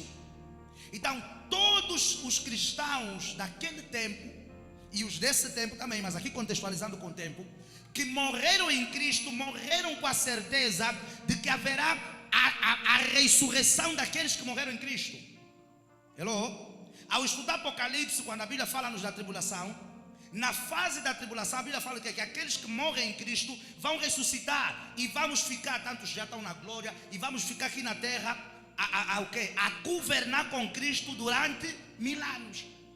Então, Paulo está a dizer, aqueles Pedro, João, Tiago, no barquinho, e os outros, Filipe, e todos os cristãos de todas as cidades que foram mártires pelo Evangelho, que morreram crendo numa vida melhor em Cristo Jesus, estão perdidos, porque nunca vão voltar a ressuscitar. Então tudo que eu, Paulo, prego, e os que vieram antes de mim pregaram, é uma falsa testemunha, porque não vai acontecer. Porque a baliza do cristianismo é o facto de Jesus ter ressuscitado. O pilar do cristianismo é o facto de que Jesus está vivo. O sustentáculo desse cristianismo não é outra coisa. Está assente no facto de um Deus que morreu e que ressuscitou. Versículo 19, se calhar vamos até o 20. Vamos lá, 19? Se esperamos em Cristo só nesta vida, somos os mais miseráveis de todos os homens. Fechamos com 20. Mas de facto Cristo ressuscitou dentre os mortos e foi feito as primícias dos que dormem. Ou seja, ele morreu e ressuscitou para ser o primeiro daqueles muitos que quando ele voltar vão ressuscitar juntamente com ele. Nós celebramos nessa manhã porque Jesus está vivo. Alguém diga: Jesus está vivo.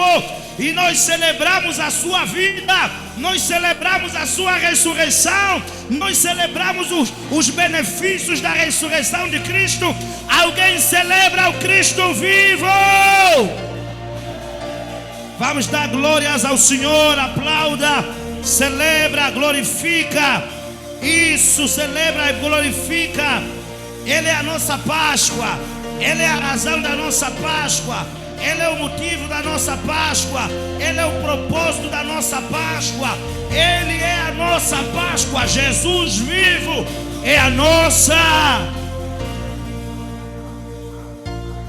Ele está vivo. E se alguém disser o contrário, que prove que Ele não está vivo.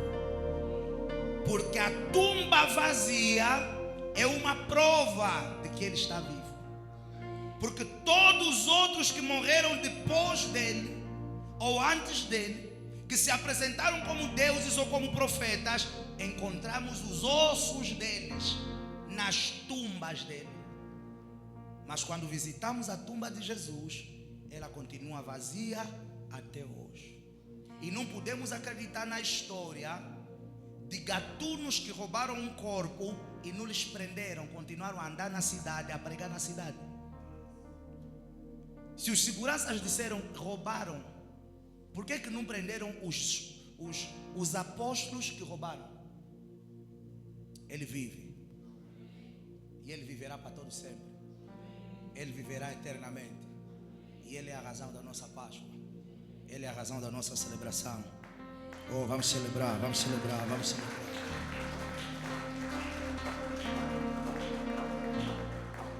Levanta as tuas mãos, fecha os teus olhos e agradeça ao Senhor por essa manhã. Isso. Agradeça ao Senhor.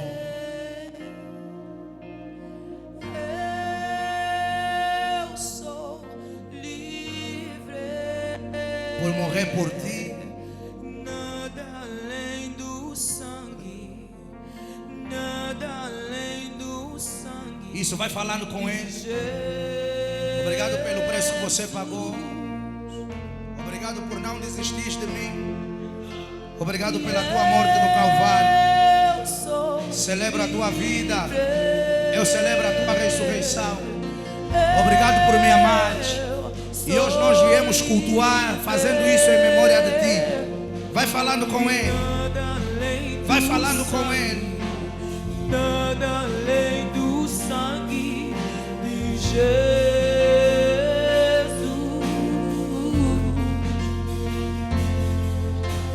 que nos lava.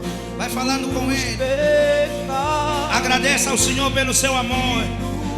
Agradeça ao Senhor pela sua misericórdia. Agradeça ao Senhor pela sua bondade. Isso, agradeça a Deus que por meio do seu Espírito ressuscitou Jesus dos mortos. O preço foi bem pago. O preço da minha salvação foi bem pago. O preço do perdão dos meus pecados foi bem pago.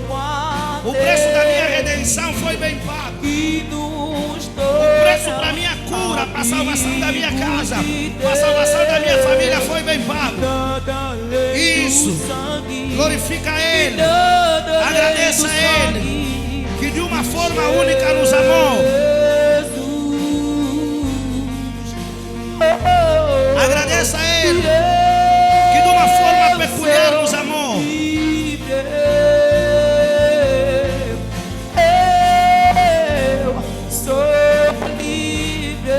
Sim, Senhor, e nada além do sangue, e nada além do sangue de Jesus.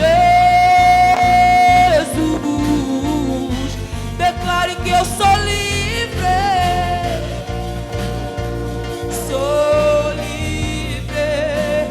Diga: eu sou livre, eu sou livre, eu sou livre.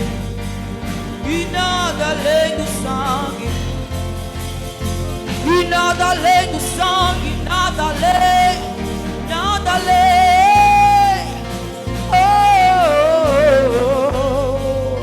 Eu sou livre, eu sou livre.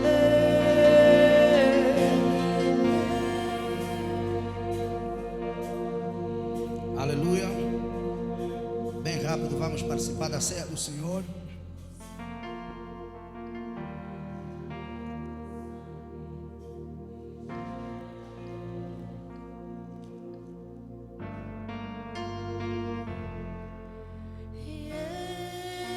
Eu sou livre. Podem distribuir, tá? Distribuir.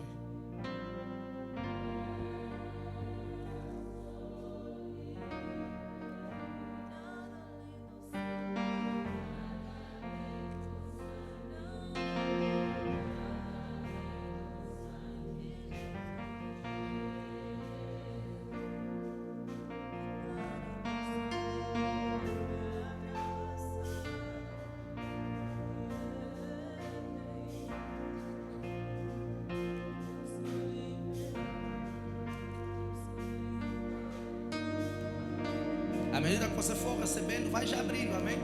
Vai já abrindo ali os copitos, que hoje está um pouco mais complexo, mas vai abrindo, amém? Isso.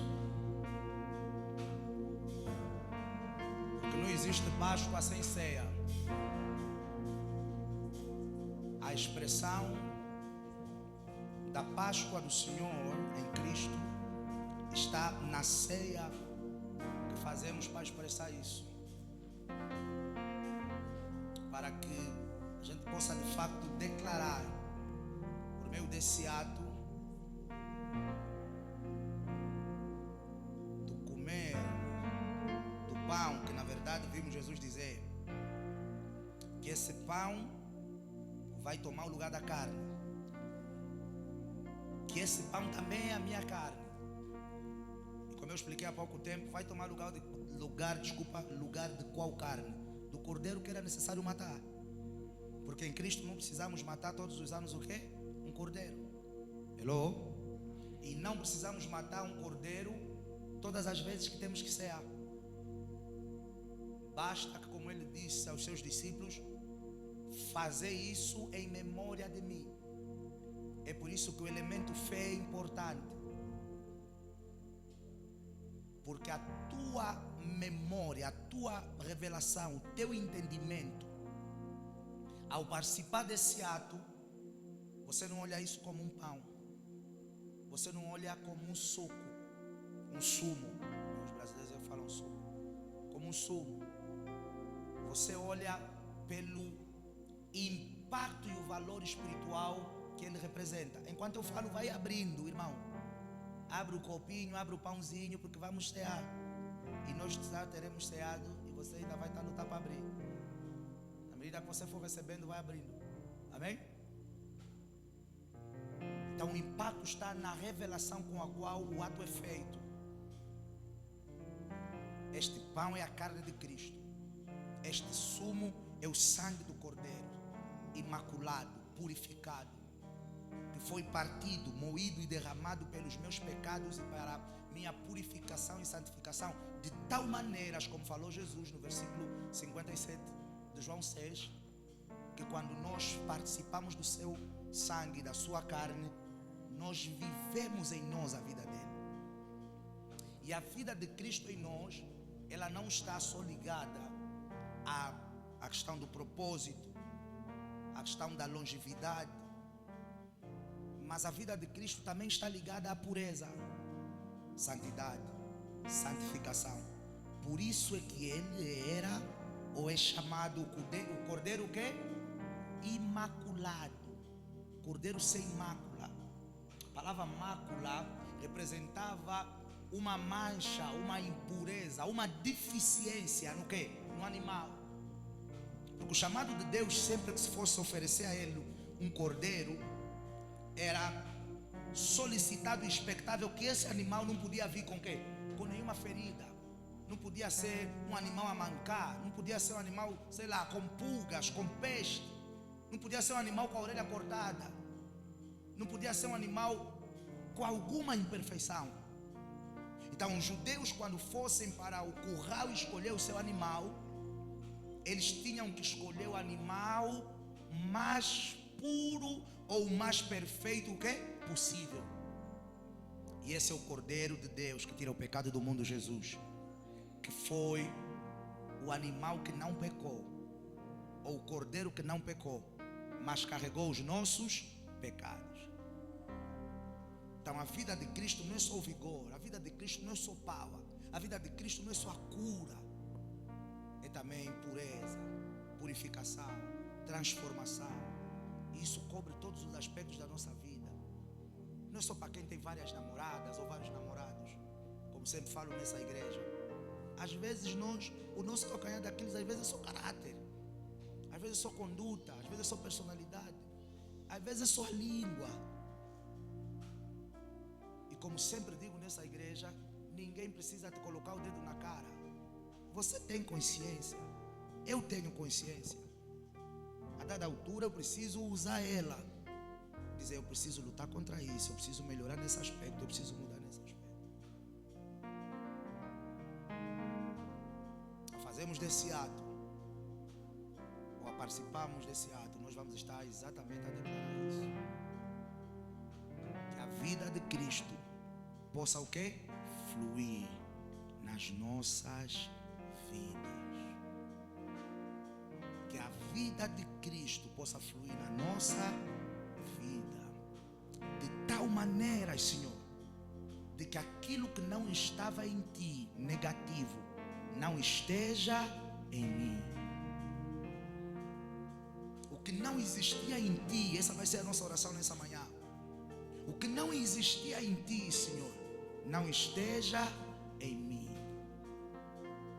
O que não te agrada, que está em mim, que ao tomar do teu sangue, que eu venha a ser purificado, que o teu sangue venha me lavar, venha a ser como uma avalanche que arranca as impurezas e me ajuda a vencer as minhas lutas. Na quarta-feira que eu preguei antepassada, e nessa quarta eu vou falar sobre a parte B dessa mensagem, nós falamos sobre a mente de Cristo. Alguns de nós, nosso calcanhar daqueles é mente, acusação, Tem pessoa que pecou há 20 anos, já pediu perdão, mas hoje levanta a coisa de 20 anos, ele ainda está a dizer: eu sou indigno. Jesus te perdoou antes de você nascer. Você está a se acusar porque roubei há 20 anos atrás, matei há 15 anos atrás, ou seja, lá qual foi o pecado cometido. Senhor, a tua vida na minha vida. Quando nós falamos, não, eu gostaria, quando as pessoas dizem, eu gostaria de ter a vida do fulano, o que é que eles estão a falar? O quê? Ser o fulano, mas que? A vida do fulano, eu quero ser como fulano. Isso, normalmente isso engloba o quê? Ou tudo às vezes, porque depende do fulano. Há quem vê, por exemplo, um Floyd Mayweather, vocês devem conhecer. Quem conhece? É um pugilista que anda com 1 milhão na mochila, tem os mesmos carros em todas as cidades. Imagina uma garagem que tem 20 carros, e todas as cidades que ele tem uma casa tem 20 carros iguais. Só que ele também anda com garinas. E pode ter um menino que vai olhar para o Floyd e dizer: o quê? Eu gostaria de ser como Floyd, ou Floyd. Quando esse menino está a dizer isso, ele está a dizer o quê? Gostaria de ter a capacidade de ter o dinheiro que ele tem, os carros que ele tem, as casas que ele tem, as mulheres que ele tem, as atitudes que ele tem. Hello? Inspiração no perfil da pessoa. E é isso que nós queremos. Ao comer dessa carne e ao tomar nesse sangue, nós queremos ser como Jesus. A mente de Jesus, a fé de Jesus, a atitude de Jesus, o vigor de Jesus, a audácia de Jesus, a confiança. Porque às vezes muitos de nós não estamos a romper quê? Confiança. Vê o projeto do outro que às vezes é bem fraco, ele fala: ei, vai dar certo. E o projeto dele que é mais brilhante, ele próprio não acredita no projeto dele. Então quando estamos a dizer a minha vida na tua vida, é exatamente a plenitude daquilo que eu sou, passar para ti. Não sei se os irmãos estão a perceber o que significa, o que eu estou a falar. A minha vida na tua vida é tudo que eu sou: postura, caráter, conduta, ações, atitudes. Porque Jesus não precisou ser aperfeiçoado, nós precisamos passar por um processo contínuo de quê? De aperfeiçoamento. Levanta a tua ceia. Desculpa, não perguntei, já todo mundo recebeu? Protocolo? Amém. Fecha os teus olhos, Pai. Nós te rendemos graças por essa manhã e pelo privilégio que nos concedes. Como teus filhos, comunidade, estamos aqui celebrando não a morte, mas celebrando a vida, a ressurreição e tudo aquilo que ela conquistou e carrega para nós. Tu disseste aos teus discípulos: fazei isso em memória de mim. E tu asseguraste-nos, asseveraste-nos de que a tua carne verdadeiramente é comida e que o teu sangue verdadeiramente é bebida. E que aquele que comer da tua carne e beber do teu sangue, tu viverás nele e ele viverá eternamente contigo. Nós oramos nessa manhã que ao participarmos desse ato, que ao participarmos dessa ceia, que ao participarmos dessa magna celebração, a vida de Cristo possa fluir em nós. Purifica-nos, santifica-nos e que haja, Senhor, uma interpenetração, que tu venhas para nós, trazendo em nós a tua vida, vigor, paz, saúde, cura, libertação, transformação, alinhamento, perdão de pecados, aperfeiçoamento, e ajuda-nos a viver uma vida que te agrada de forma plena, em nome de Jesus. Você pode comer da sua carne, tomar do seu suco e fazer a sua oração ao teu Deus em nome de Jesus.